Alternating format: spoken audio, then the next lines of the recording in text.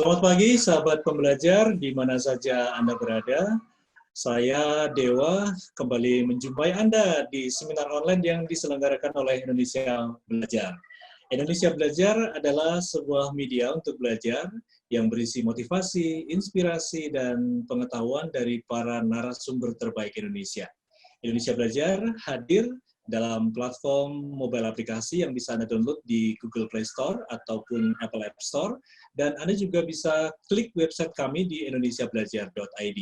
Jadi untuk Anda yang ingin update informasi tentang seminar-seminar online yang kami selenggarakan, Anda bisa klik website kami dan juga download di mobile aplikasi di Google Play Store dan Apple App Store.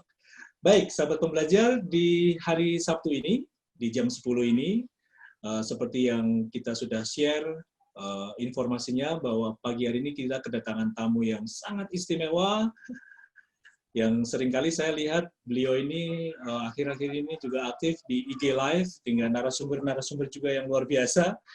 Biasanya beliau yang mewawancarai, nah sekarang kita ngobrol Pak yang satu ini adalah sebagai narasumber ya.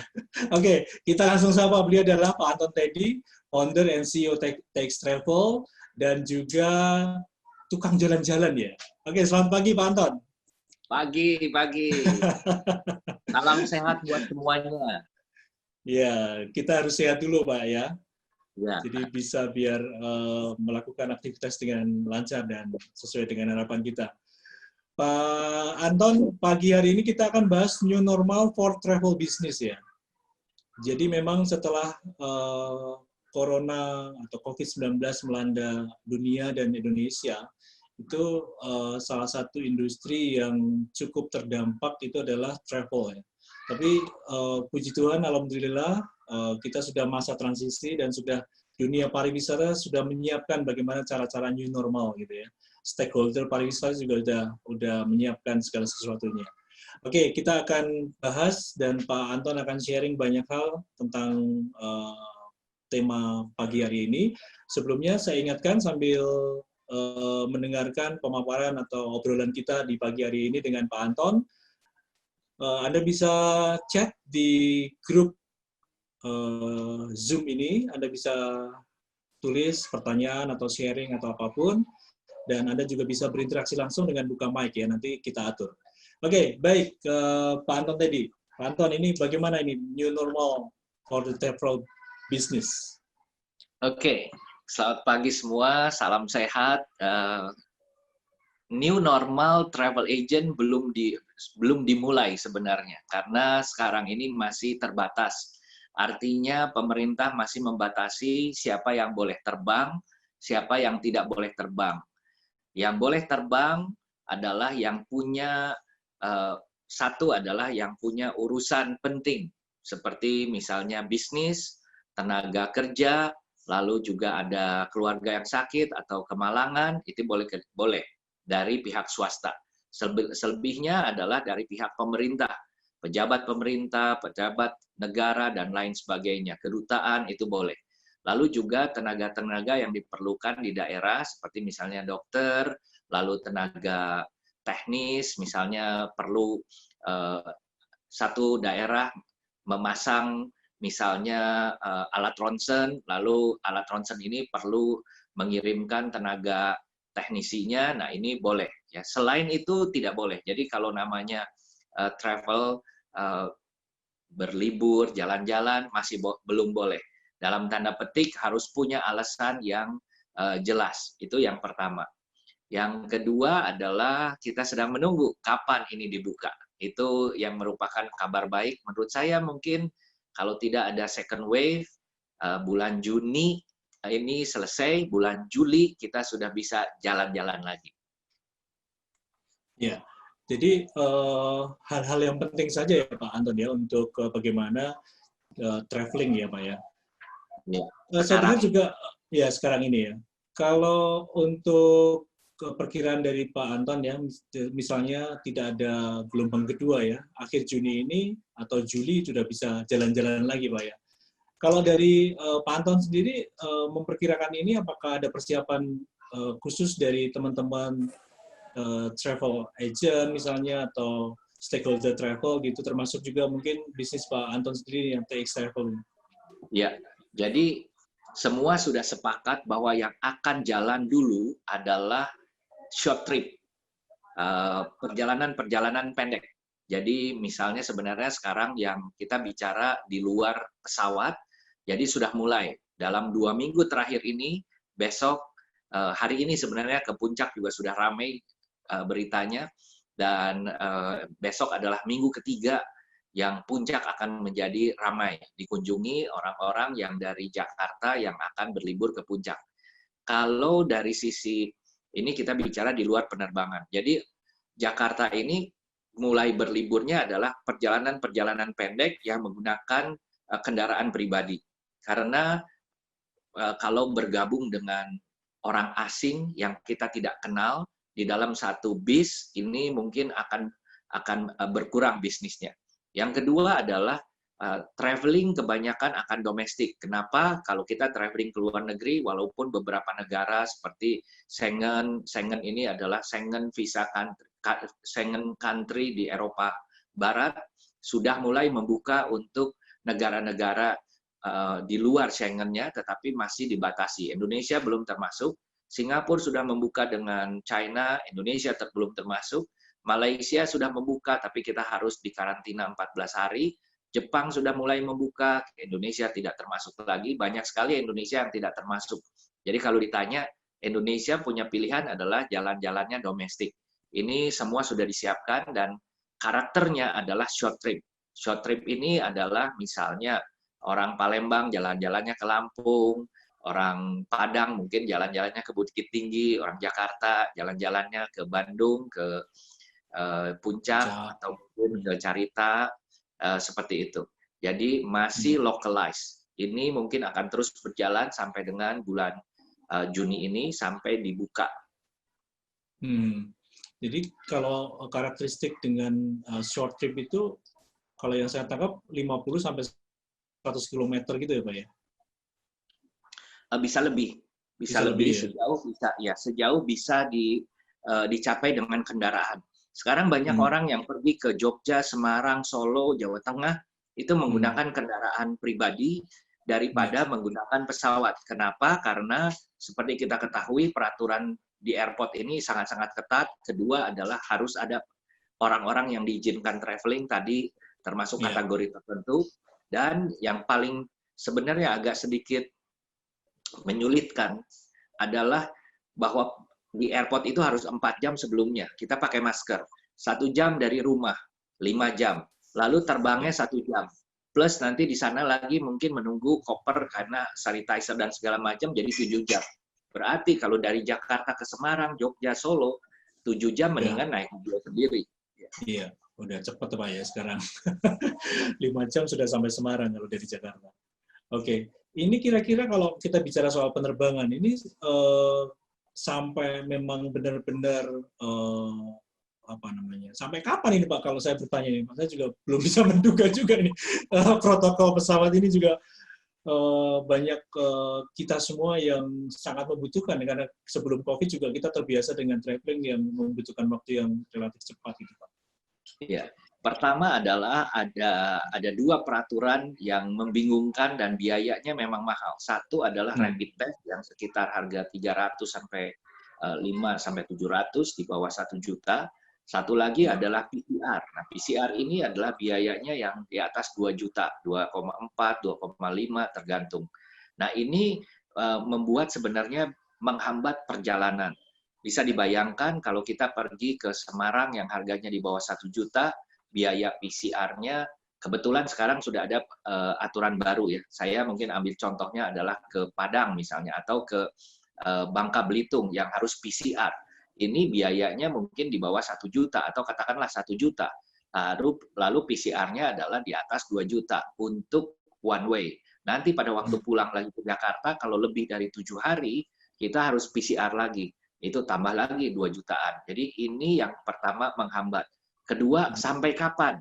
Menurut saya, pemerintah harus mengambil keputusan kalau memang semuanya berjalan dengan damai, aman, sentosa, tidak ada second wave, harus dengan rapid test saja menurut saya cukup. Tapi memang kendalanya ada beberapa peristiwa di mana berangkat adalah negatif, begitu sampai di kota di pelabuhan di airport tujuan dites lagi adalah positif. Ini juga menjadi kenapa banyak yang mengharuskan ke PCR karena akurasi daripada rapid test dan PCR memang berbeda karakternya.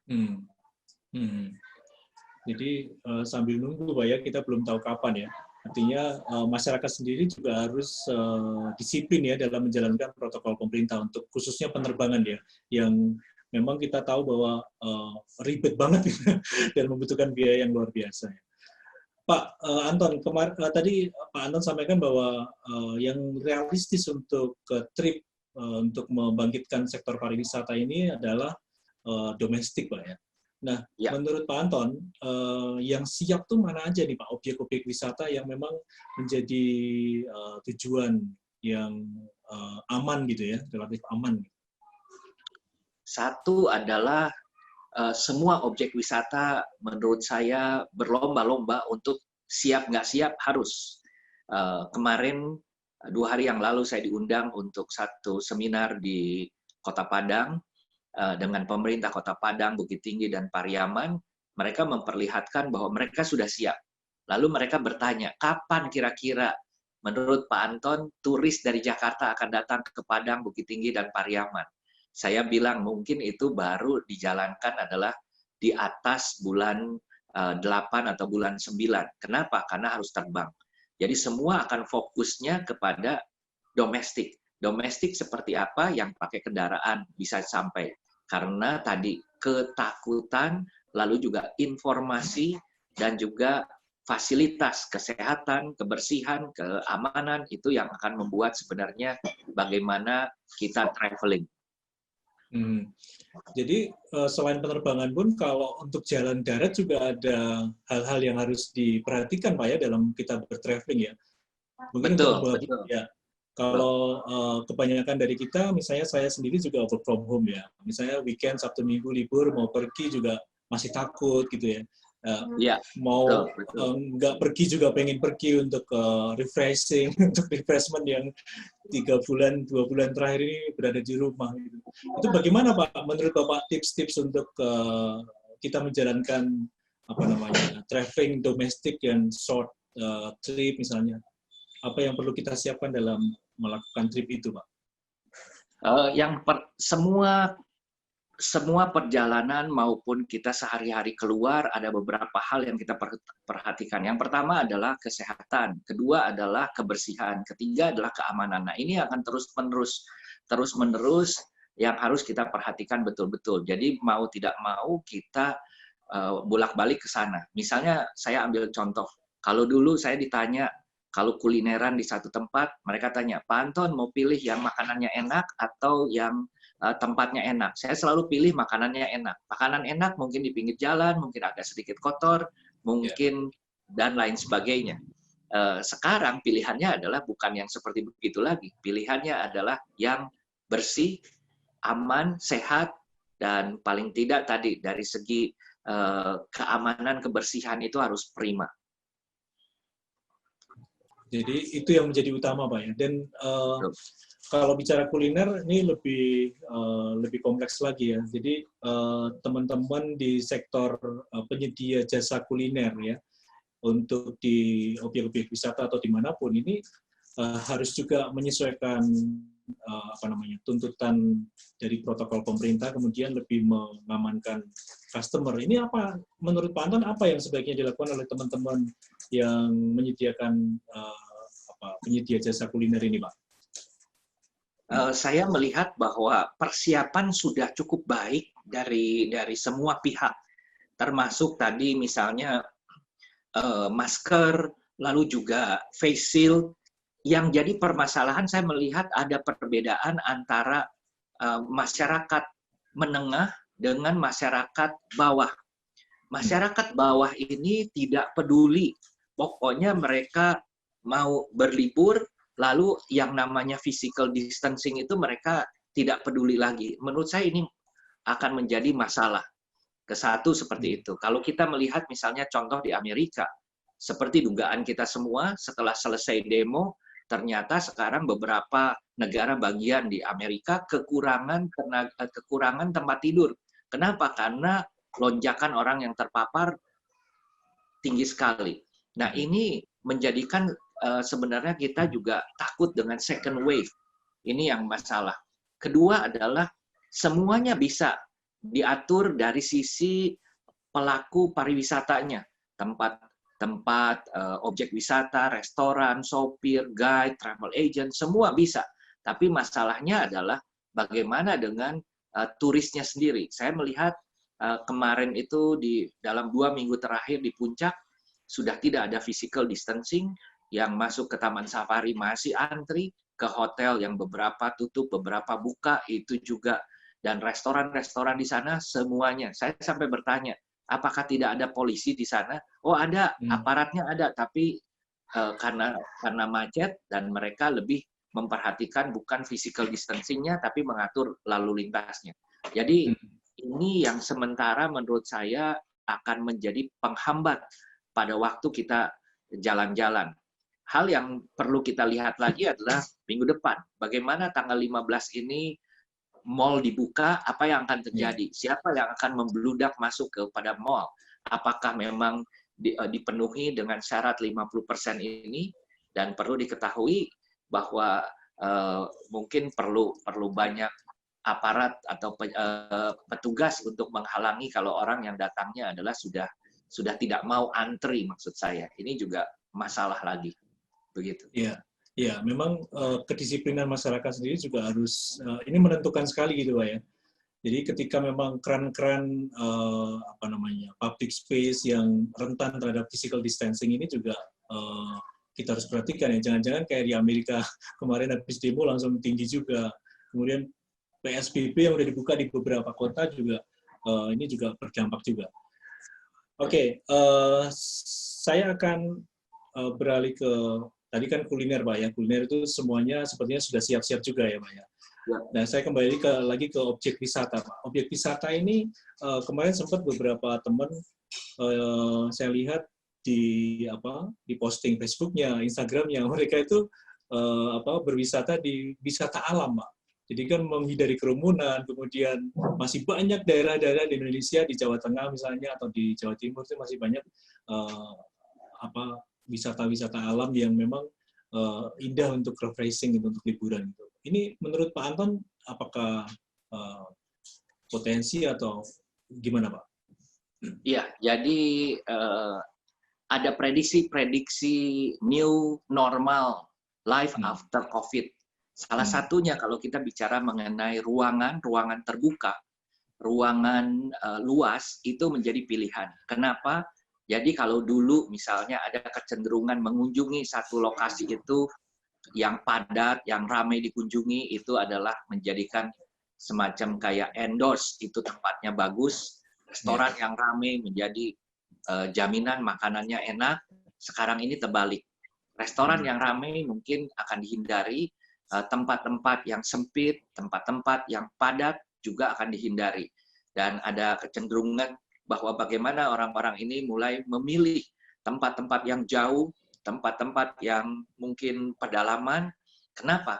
Karena mereka merasa safe di sana. Jadi kecenderungannya ini memang akan berubah. Khususnya di Indonesia, saya melihat kecenderungan ini akan terbagi dua.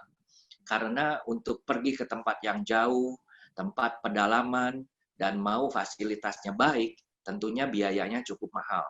Sehingga yang namanya segmen, misalnya segmen bawah, menengah ke bawah, ini masih tetap perginya adalah kepada public area yang kerumunannya. Saya melihat beberapa contoh dari banyak daerah yang masih di PSBB pun, itu penduduknya, pengunjungnya tidak memperhatikan lagi physical distancing. Termasuk terlihat banyak yang tidak pakai juga masker. Ini menurut saya sangat-sangat berbahaya. Kemarin saya mendapatkan info dari teman saya bahwa di daerahnya, di daerah kelurahan dia, daerah lingkungannya, itu diadakan rapid test. Dan pada waktu diadakan rapid test, satu keluarga anak dan ayahnya kena, tapi sang ibu tidak kena. Ini menurut saya berbahaya. Kemarin ada lagi di Solo, takut di rapid test, seorang ibu loncat dari lantai 3 dan tentunya mendapatkan kecelakaan. Jadi ini mereka takut kalau jadi rapid test itu akan dibawa, diasingkan. Jadi mereka lebih suka tidak diasingkan, tidak rapid test. Dan sebenarnya efeknya kepada pariwisata akan cukup berdampak besar sekali. Resikonya luar biasa, Pak ya, kalau misalnya seperti itu, Pak ya. Oke, jadi kecenderungannya masih masyarakat masih, meskipun ini udah dibuka keran pariwisatanya ke public area yang memang rentan ya terhadap kerumunan massa gitu ya. Oke. Kalau misalnya saya bertanya mengenai hotel, Pak. Nah, ini sektor perhotelan di pariwisata ini kan salah satu stakeholder yang cukup banyak, cukup tinggi untuk mendukung terselenggaranya pariwisata yang ideal ya. Kondisinya bagaimana nih, Pak, menurut Pak Anton mengenai teman-teman hotel ini? Dari sisi hotel, persiapan dari sisi protokoler sudah siap. Sejak bulan lalu mereka sudah mengeluarkan dan sudah siap. Dari sisi itu tidak ada pertanyaan. Pertanyaan lebih kepada pemilik hotel yang hanya diizinkan buka setengah daripada kapasitas. Jadi satu kamar diisi, satu kamar kosong, dan lain sebagainya. Lalu kedua adalah daya beli. Daya beli yang sangat-sangat menurun, sehingga mereka sekarang tidak melakukan lagi promosi, karena buy one get one dari kapasitas yang 50% lagi, artinya mereka punya income itu hanya 25%, dan itu pun tidak jalan. Saya secara bercanda mengatakan bahwa ini waktunya belum tepat. Orang masih takut, dikasih gratis pun nggak mau tinggal. Tapi kalau nanti sudah orang boleh free traveling, mungkin pakai rapid test, nah ini adalah silahkan. Misalnya gitu ya, bayar 1 juta, nginep sesukanya, mau berapa malam aja nggak apa-apa. Misalnya. Dan yang menarik sebenarnya ini mulai yang namanya bukan perang harga, tapi perang promosi. Di Malaysia sudah mengeluarkan satu Air Asia semalam mengeluarkan satu promosi. Bayar 399 Malaysia ringgit, jadi kurang lebih mungkin 1,3 juta, bisa traveling kapan saja, kemana saja, domestik, khusus untuk warga negara Malaysia berkali-kali. Wah, itu menarik sekali. Oke. Ya.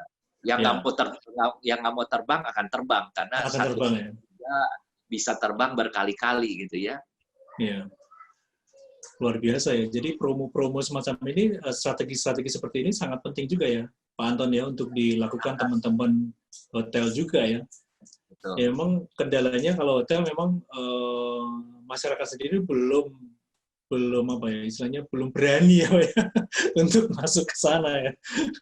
Oke, baik Pak Anton, sambil kita lanjutkan lagi nanti obrolan kita mengenai new normal for travel business, saya ingatkan untuk Anda sahabat pembelajar, Anda bisa tulis chat di Zoom group chat, atau Anda bisa buka mic juga, nanti bisa kita atur untuk langsung berinteraksi dengan Pak Anton.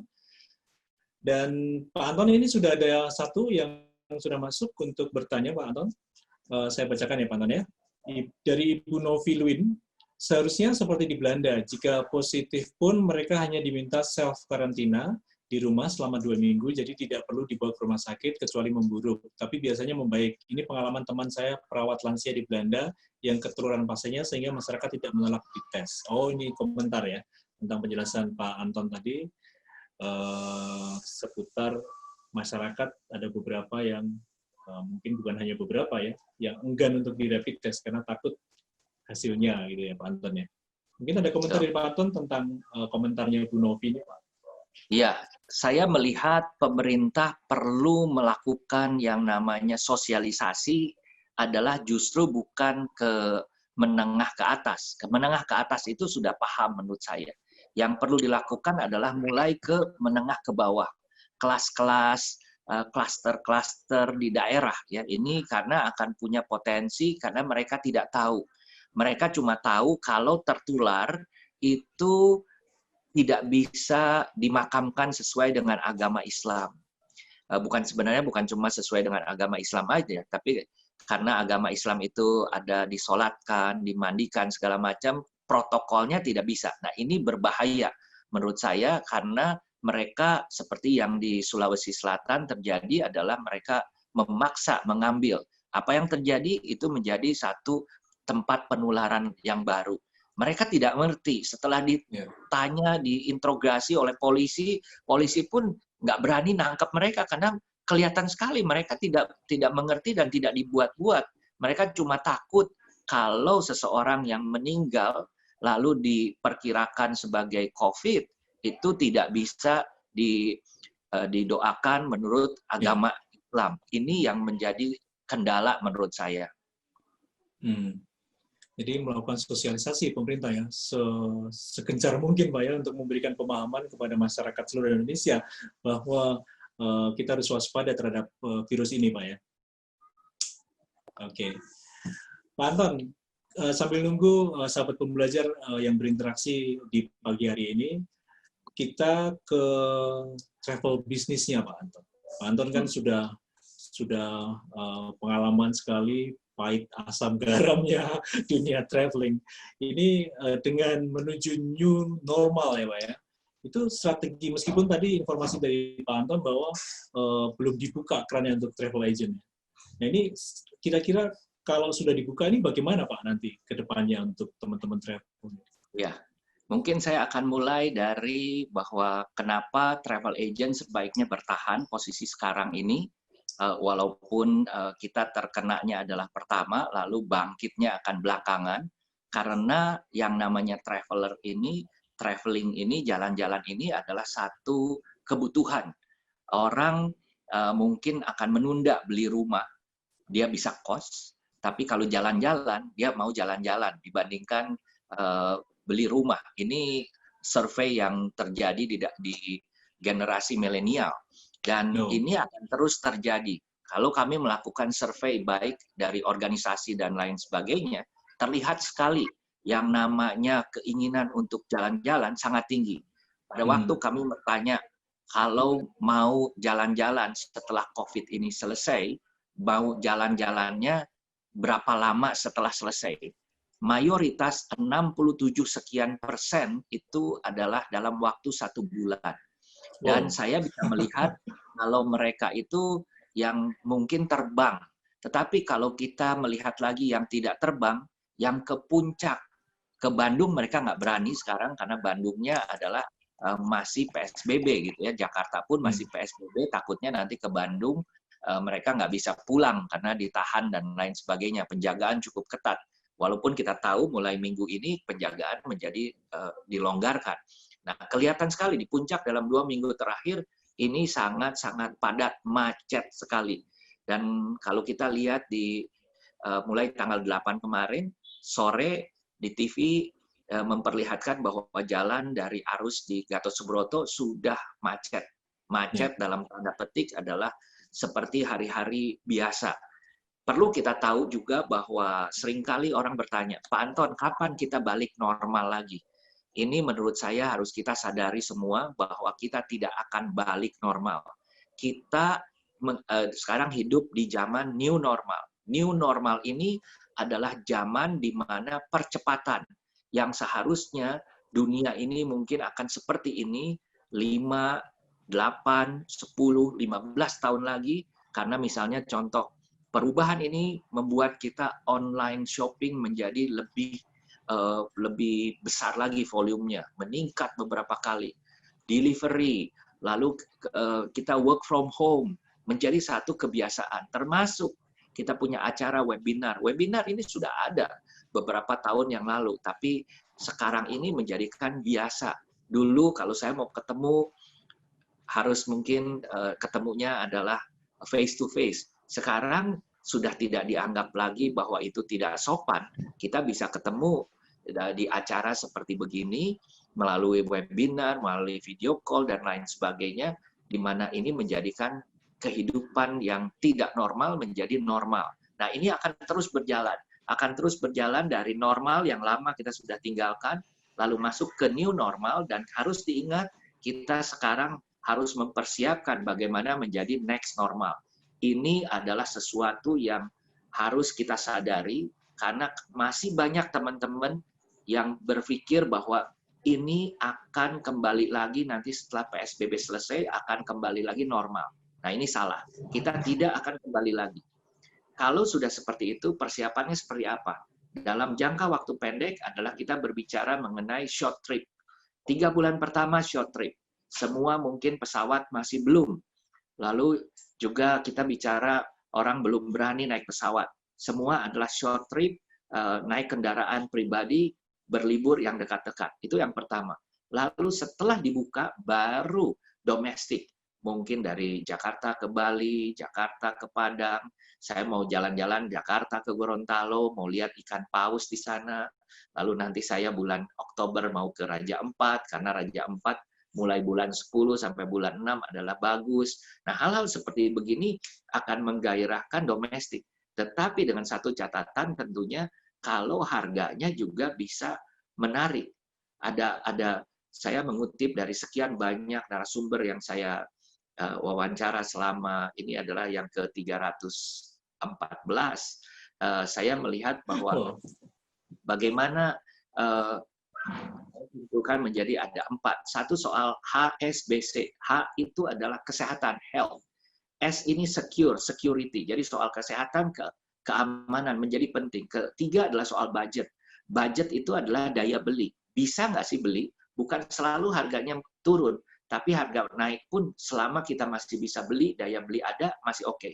Yang keempat adalah convenient, artinya online present, harus ada. Nah, kalau 4 ini ke depan tidak memenuhi unsur, kita tidak ada di dalam bisnis kita tidak masuk dalam ini, artinya bisnis kita misalnya tidak memenuhi kriteria online present, tidak bisa dicari secara online, itu akan juga menghambat perkembangan kita. Jadi ke depan kesehatan adalah nomor 1, segala macam sehat, semua harus ke sana. Kedua juga aman. Yang ketiga adalah budget. Ini menurut saya penting. Dan yang keempat, lebih penting lagi, mencari 1, 2, 3, 4 itu bisa diperlihatkan secara convenient, comfort, dan online. Oke, Pak Anton. Wah, luar biasa ini. Jadi, Pak Anton sendiri atau teman-teman travel dalam asosiasi untuk ke survei tadi, Pak? Saya tertarik dengan survei tadi, Pak. Ternyata milenial setelah COVID akan jalan-jalan dalam waktu relatif lama juga ya, Pak, untuk balas dendam mungkin ya. Satu bulanan ya. Ini lebih dari 67%, Pak ya. Betul. Ini luar biasa nih, Pak. Jadi ini menjadikan sebuah harapan Pak ya dari hasil survei ini ya, bahwa dunia travel ini atau teman-teman yang seperti Pak Anton ya, bisnis di travel ini juga harus tetap bertahan ya, Pak ya. Ya, ada hasil survei yang menarik lagi, Pak, untuk memberikan harapan-harapan baru terhadap dunia travel ini, Pak. Yang pertama adalah bahwa namanya kesehatan, faktor kesehatan, kebersihan, dan keamanan di bandara akan menjadi satu protokol baru. Ini yang harus kita sadari, tidak ada lagi istilah bahwa tidak pakai masker boleh gitu ya. Ini tidak bisa.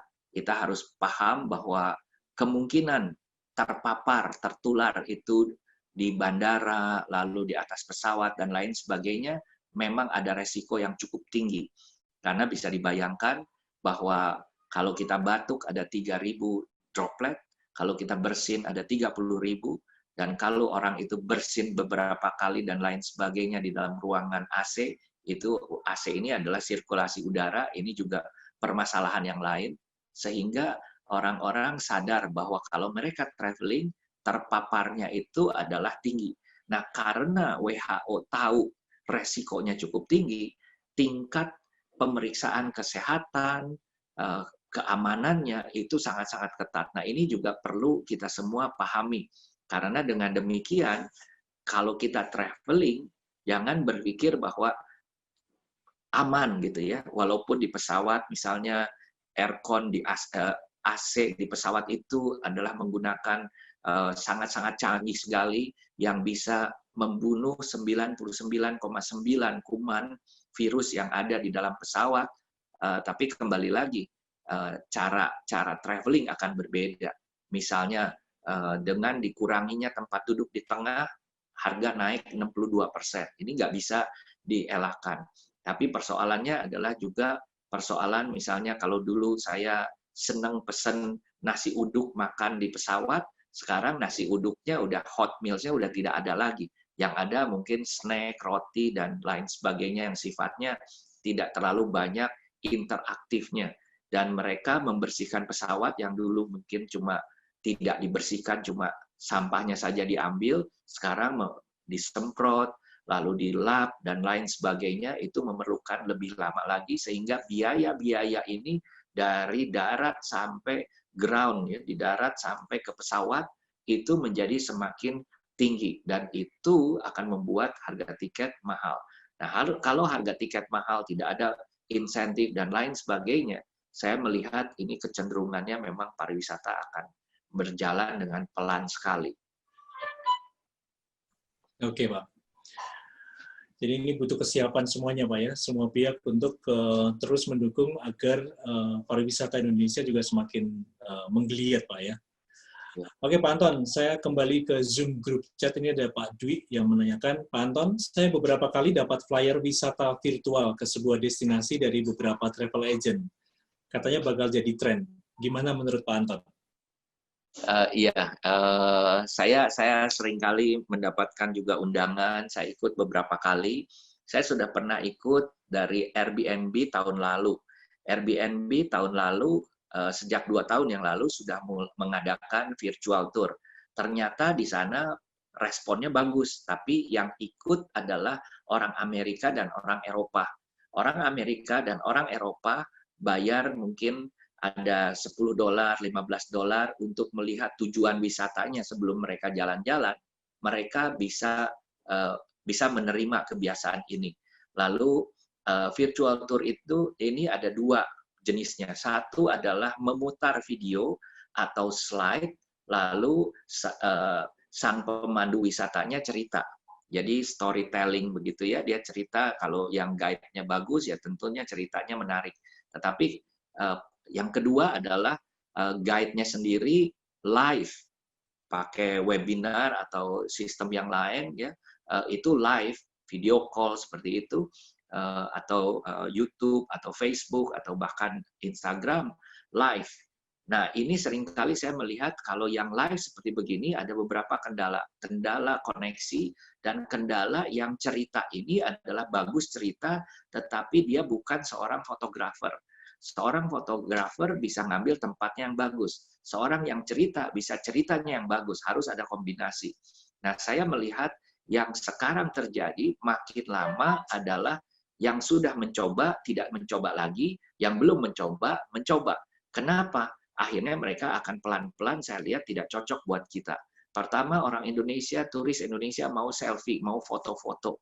Ini nggak bisa foto. Bagaimana foto dengan interaktif online? Ya. Kedua adalah yang namanya feel and touch. Feelingnya nggak ada, perasaannya nggak bisa. Mas Dewa, inilah kita momen yang paling hebat dalam hidup ini, yaitu matahari akan tenggelam. Sebentar lagi langit akan gelap. Mari kita rasakan deburan ombak, angin semilir. Kita nggak ngerasain. Ini nggak bisa gitu ya. Kalau melihat misalnya, ini loh, ada begini, ada begitu, kita juga nggak bisa. Feel-nya nggak ada, touch-nya juga nggak ada. Nah, yang ketiga adalah kita itu senang kalau jalan-jalan itu shopping. Nah, shoppingnya juga nggak dapat. Dan kalau kita cerita, saya suka kulinernya juga nggak dapat. Kemarin ada yang usul, ya Pak, kalau begitu kita kirim dulu, makanannya kita kirim dulu, pada waktu diputar baru kita makan. Oke, kita ada di Lamongan, kita mampir di Soto Lamongan, makan Soto Lamongan. Nggak kena, Pak. Iya. Oke, Pak Dwi, semoga terjawab ya bahwa virtual agent memang kemarin menjadi sebuah solusi seakan-akan, tapi pasti tentu banyak kekurangannya. Karena biasanya kalau melakukan traveling itu 5 indera kita itu harus terlibat Pak ya. Ya ini betul, virtual tour nggak bisa selfie buat kenangan itu Pak Dwi. Oke, ya memang seperti itu ya. Oke, sahabat pembelajar masih ada waktu. Kira-kira Anda ingin menanyakan apa atau sharing apa? Silakan. Saya lihat dulu, saya sapa dulu beberapa. Ada Pak Michael Rizal, ada Pak Zul Titi Dika, Ibu Lisda Santoso. Yang ini teman-teman, mungkin ada yang dari travel agent juga ya. Selamat pagi semuanya, sudah bergabung dan pasti juga masih mendengarkan kita ya, menyimak kita. Oke, sambil menunggu juga, saya kembali lagi ke tadi Pak Anton sampaikan bahwa sarankan ya ke teman-teman di industri travel itu untuk bertahan. Nah, dengan situasi seperti ini, bertahan ini kan menjadi sebuah hal yang harus dilakukan, Pak ya. Untuk travel sendiri bagaimana, Pak, teman-teman travel untuk bertahan ini, Pak? Apa yang bisa dilakukan? Mulai bulan Maret, banyak sekali teman-teman travel agent sudah mulai kan dianjurkan work from home. Jadi kami tutup lalu bekerja di rumah. Mulai bulan April sudah banyak yang mengurangi, gajinya dikurangi. Lalu April, Mei, Juni, ini berlangsung terus pengurangan gaji. Karena memang tidak ada penghasilan, yang ada pengeluaran.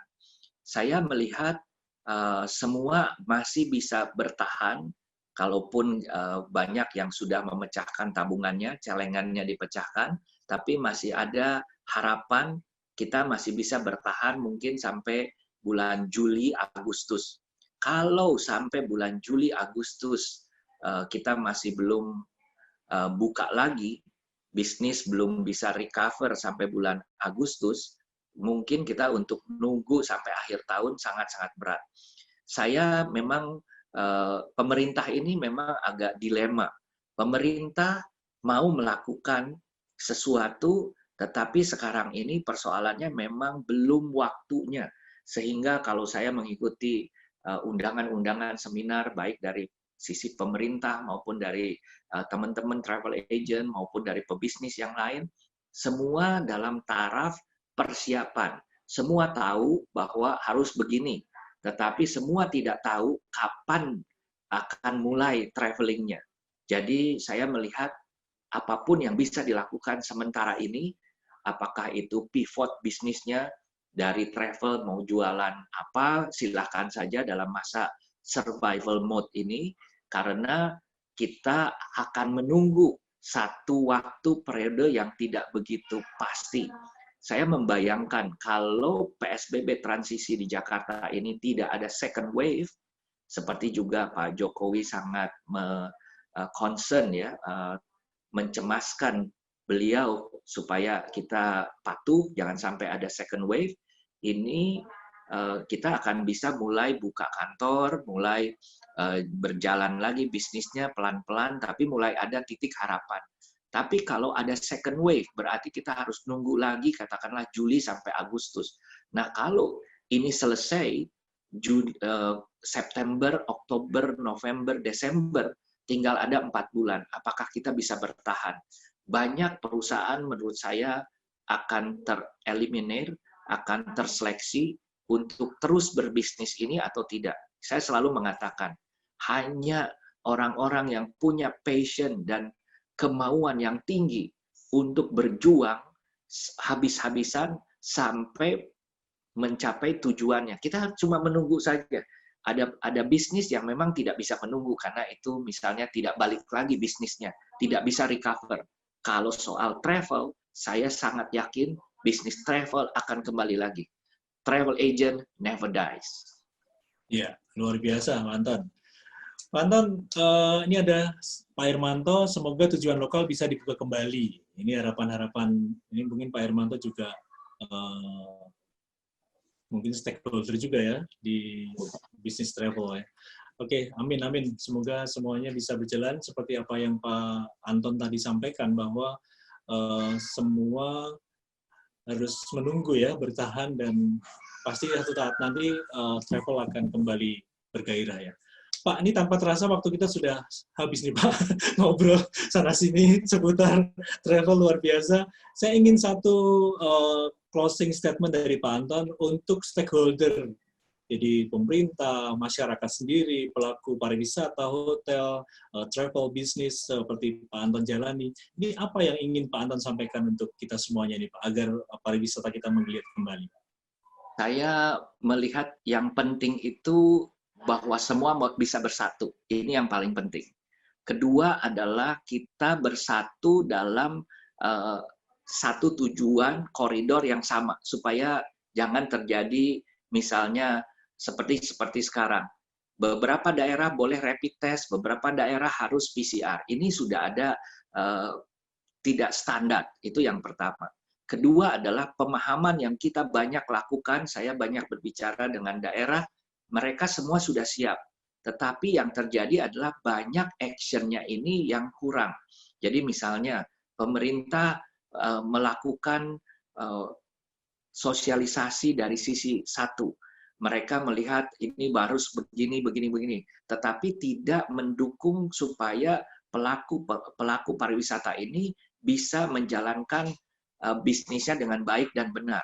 Contoh, kalau ada dana, sebaiknya dana itu adalah bukan promosi ke luar negeri. Karena orang luar untuk datang mungkin akan takut. Promosilah ke dalam negeri. Karena orang Indonesia tidak takut berkunjung ke daerah. Nah, ini yang pertama. Yang kedua adalah promosi-promosi seperti begini untuk membantu apa?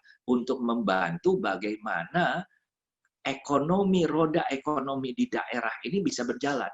Saya masih ingat peristiwa Bom Bali 1, Bom Bali 2. Semua adalah tertolong bukan karena dengan orang asing, tapi tertolongnya adalah karena domestic market yang memang besar. Kita punya 350 juta domestic market yang traveling setiap tahun.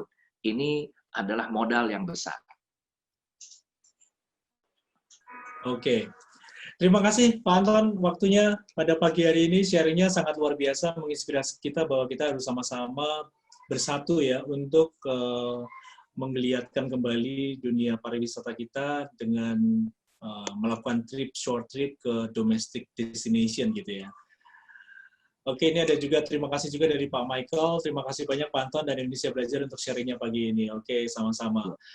Baik Pak Anton, kita sudahi perjumpaan kita pada pagi hari ini. Terima kasih sekali lagi untuk pencerahannya. Mungkin sahabat pembelajar bisa buka mic untuk say thank you buat Pak Anton. Silakan buka mic biar rame. Terima kasih Pak Michael, apa kabar? Udah lama nih nggak ketemu. Iya nih Pak Michael.